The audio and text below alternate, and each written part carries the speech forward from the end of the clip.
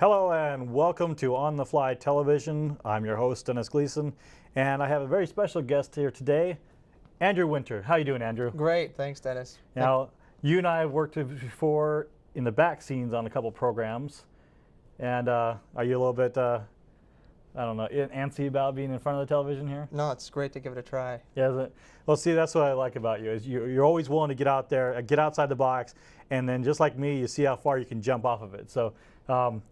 So we're here on the Fly Television, episode number 12, being recorded on, what is it today? What is the date today? November 13th? I think so. I think so. It'll be all over the screen, but I'm going to try to avoid looking at it. Since if you've been watching some of the series, you see that I'm trying to get better every show. Hopefully you at home agree. So what is On the Fly Television? Essentially, it's ad hoc television production. It's basically a snapshot of what you at home can do if you wanted to. If you wanted to do cable access television and didn't know really what to do, you probably have a cable access station available in your area. All you have to do is look online for your county, your state, and say cable access station. You know, in this case, it'd be Portland, Oregon area. You just put Portland, Oregon into cable access, and chances are you'll get CCTV, TVCTV, WFCT, or WF, WFTV, PCM, and I don't know if Metro East is METV or if they're still using MCTV, but there's plenty of opportunity out there if you're interested in getting into television, producing, directing, being in front of the camera, behind the camera, helping, writing for it. I know there's lots of different places you can get that information. So without further ado, let's get into the subject of the show. What is the subject of On the Fly Television? Absolutely very little. I used to say absolutely nothing. But it really technically is something, although it's just not as guided or as structured as most shows are. So we talk about whatever subjects we want to. We try to mix it up and be a little bit more somewhat comical at times and try to give a little bit of information, but at the same time more be an example. So as always, first thing is there anything you would like to talk about, whatever it is? Well, Dennis, actually, your lead-in leads right up to the topic I wanted to discuss today, which is cable access TV and the role it can play in a community. Okay. You know, how do you get started? What can it do? What is it? I really wasn't even aware of what cable access TV is or what it could provide until you invited me to participate in some of your shows, and it's been a wonderful experience. And I'd just love to hear in your own words how maybe somebody could get involved. What kind of a role can it play in the community? I did not write the script. There is no script. No script. That was better than I could have said it for sure. And say this is your first time on television. So now I'm going to look back because I have to live up to that act. How you like that, people, right? So what is cable access television? Everyone has a different variation to what it means to them personally. Essentially, there's some logistics on what it does from a legal standpoint, from what the cable companies do versus what the national branded television syndicates or whatever they want to be called do, and then what cable access stations do. Essentially, it's a community voice and government programming. And when I say the word government, I mean it more of a showcasing what is happening in your community. A lot of the different programs they have, or not programs, like meetings they have, Sure. city council meetings, what have you, they will record those and then play them back so that you as the general public can have access to seeing what's going on really in your community instead of having to show up at an event, that you can at least watch it, and if you don't need to be there, then you can. Well, I think we've all flipped past those, whether we stop or not. Yeah, personal exactly. preference, but Yeah, wonderful service. Exactly. And see, the hard part is that most people don't even know we exist, like you mentioned earlier. And I say we collectively as in the entire cable access community. That doesn't cover just TV, it covers also radio that are non-syndicate channels where anyone that wants to get involved can do that. As I mentioned on my little promo to cable access earlier, I actually stumbled across it. I actually was I was trying to become a model and an actor to help my son's career. I've addressed it, I think, in previous On the Fly television episodes. And what I did is I said, well, okay, now I'm a talent, I'm registered through an agency, now what do I do with this? How do I get gigs? How do I get work? How do I get my name behind something so I have a resume?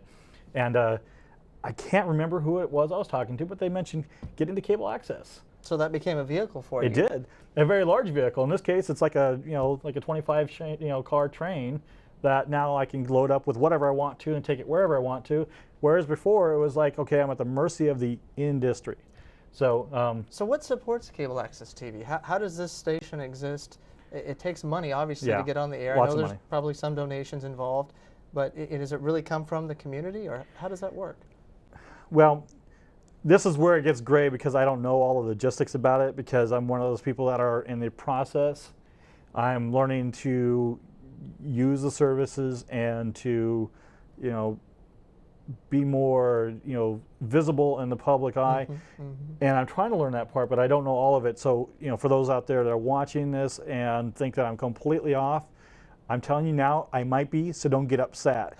if you think I'm wrong, which I probably will be off by something, the email address will go off and on throughout the show. It's On the Fly TV 12, and you're welcome to give me updates on it nice and gently. Let me know what it really is. And if you're watching this and you're not in the Portland, Oregon metro area, tell me where you're watching this at, because it gets posted onto videogoogle.com. And let me know if maybe your state varies, and if you are a producer or a director at another cable access station, it doesn't matter where, send me an email, again, On the Fly TV 12, and let me know where you're a producer at, what the station is, and maybe a way I can get a hold of you. Maybe we can talk shop and find out what the difference is between your station and my station. And I've always been wanting to do partnership things with people, so maybe I can get somebody to be willing to call in. So. That's television, and we talk about television every time. We have 2.5 minutes of the show left.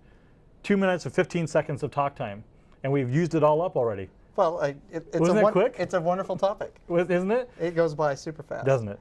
So one thing I wanted to bring up, because I happen to know you know something that most people don't even know exists. Six Sigma. You bet, Dennis. What is Six Sigma? Well, I get asked that question quite often by people in business, people in the community, people I work with every day, and really it boils down to three things. Okay. It's a set of tools and methods that you can use to operate and improve your business. Okay. It's a process measure, so it's a way to assess any process. The production of the show is a process. We could break that down and we could assess how this process of producing the show is performing and compare that to just about any other process. Okay. Farmer farming apples, auto manufacturer making cars, and it's also a business philosophy. It's a way of setting a goal for excellence in your business and then using those tools and methods to get there. That sounded a little more canned than normal. The show is so lighthearted usually, and there I am looking off on the monitor to see how far bad I'm running off the screen. We have about 45 seconds left. How's your experience on television been? Now that you've gone through this whole grueling 10 minutes, almost. This has been great, Dennis, and I hope that this provides others the courage to come on and give it a shot. I had always admired your willingness to get in front of the camera. It's fun to be behind the camera, but it's fun to be in front of it too. And so I encourage anyone out there watching who's thinking about it, to do it. Find your local cable access station. There you go. Find somebody like Dennis who has the enthusiasm and the heart, and get involved. Or again, of course, the email address if you want to get some more information. Let me know. I'll see what I can do about giving you that information. So we only have about 20 seconds left, so I want to thank you again for coming on and being my guest today. Thank you, Dennis. Again, this is Andrew Winter. His name is up through the program. Again, if you're interested in getting involved in community access television or as a producer, director, in front of the camera, whatever, look online for your local cable access station. From On the Fly Television, I'm Dennis Gleason, and thank you for your time. Is this happenstance? All these things